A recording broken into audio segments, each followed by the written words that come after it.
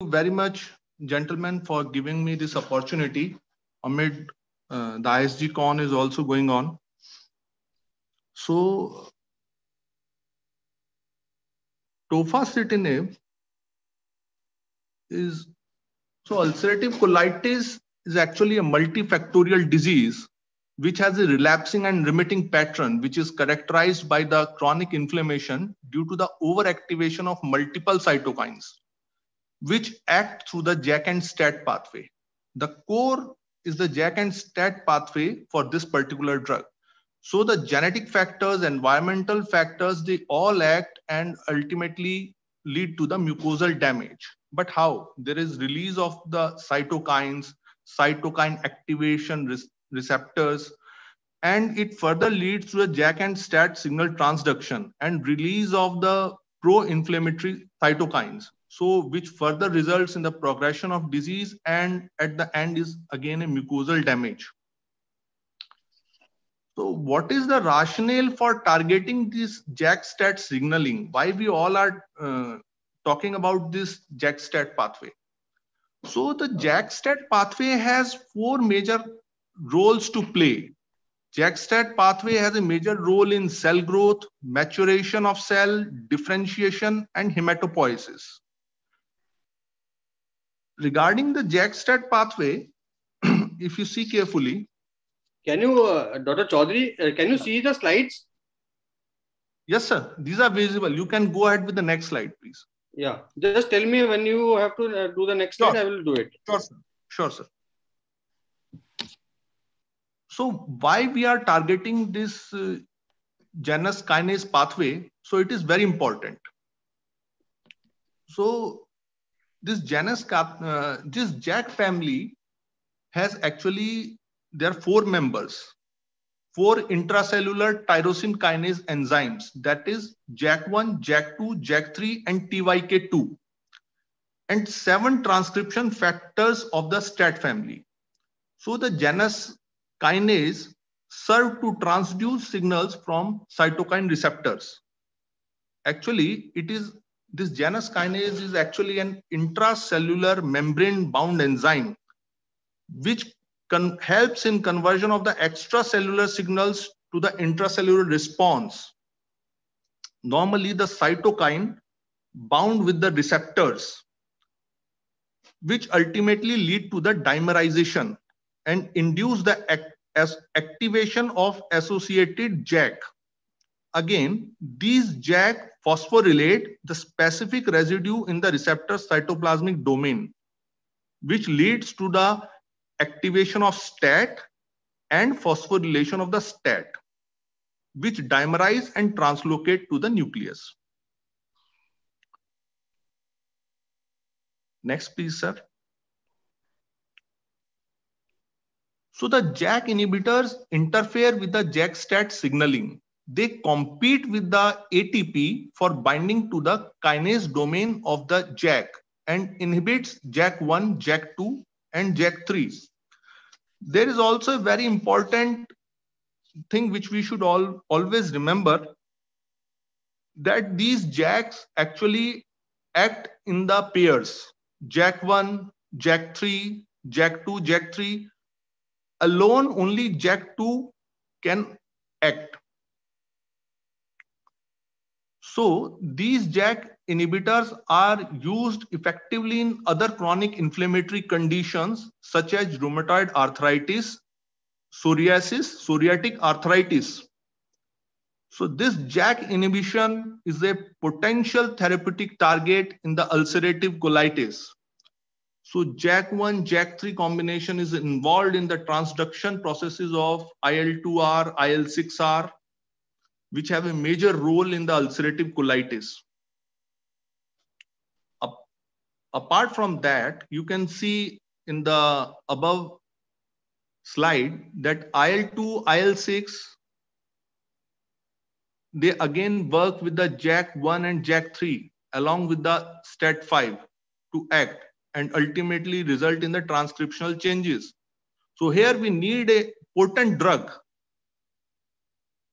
which act on this pathway. So the Janus kinase inhibitor is actually a small molecule which acts only on the signal transduction.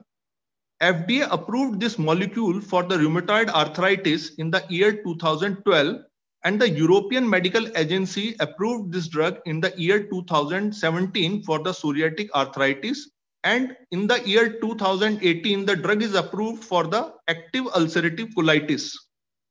So JAK is at the root of various immune and the inflammatory responses. Now, when talking about this drug, what are the different things which make it better available as compared to the previously available biologics? So we need to understand different aspects of the drug as well. It has a very good absorption. It helps in withstanding the gastric breakdown, and it has a bioavailability of 74%.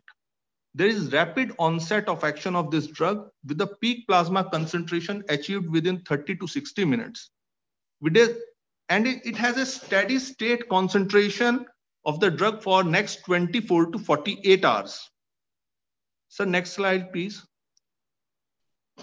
And the elimination is also quite rapid. It is only of 3 hours. The elimination is 70% by the hepatic route and 30% by the renal route. Now, regarding the treatment goals, in the ulcerative colitis, we all want the remission or control or reduce the symptoms and arrest the progression of the disease. Next slide, please. So, what are the different drugs which are available with us? As sir has already mentioned in his previous slides in great detail, so I think that I would skip it. So when I talk about the JAK inhibitors, they include this particular group include the available drug tofacitinib and baricitinib. So next slide, please, sir. Regarding the current treatment for the ulcerative colitis, we have a pyramid where we have the drugs ranging from aminosalicylates to the cyclosporin depending on the severity of the ulcerative colitis. At the bottom line, we have aminosalicylates. At the moderate, we have corticosteroids, azathioprine, 6-mercaptopurine, and on the top of the hill, on the top of the pyramid, we have cyclosporin, tacrolimus, and infliximab.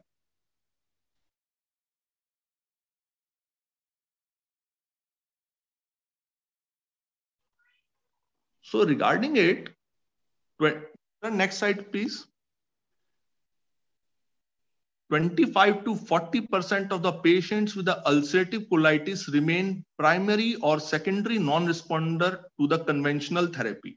That is, we all are using mesalamine, azathioprine, and all our resorts, but still there is a place for the non-responders.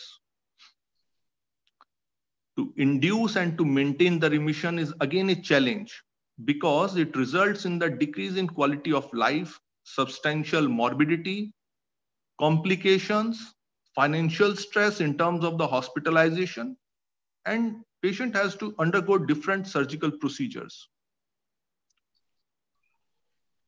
Sir, next slide, please.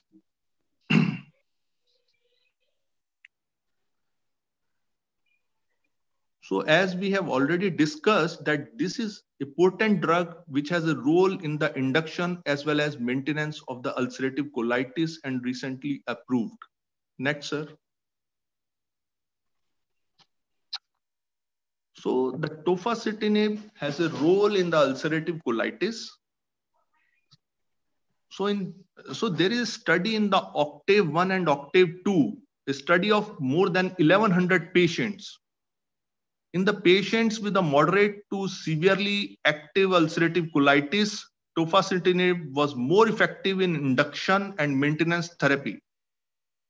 So they have divided the patients in two groups. In the Octave 1, the induction of 598 patients, and in Octave 2, induction of 541 patients. who had treatment failure with the conventional therapy. At the 8 weeks, because it is an induction study, there was improvement in the appearance of the lining of the colon. That is, there's significant improvement in the endoscopic scores. In terms of the symptom, there's a decrease in the rectal bleeding and stool frequency within 2 weeks. Next slide, please. For induction therapy, they have chosen a dose of 10 milligram twice a day. Tofacitinib helped the patient to achieve remission at week 8.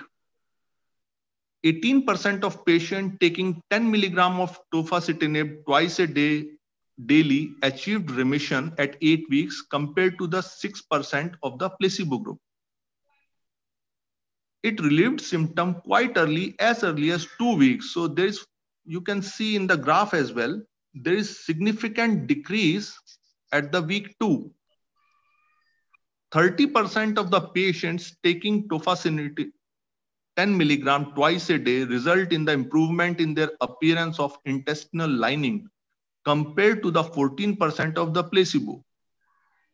Regarding the clinical response at 8 weeks, 58% patients taking 10 milligram of tofacitinib twice a day experienced a clinical response at 8 weeks compared to the 31, again quite superior.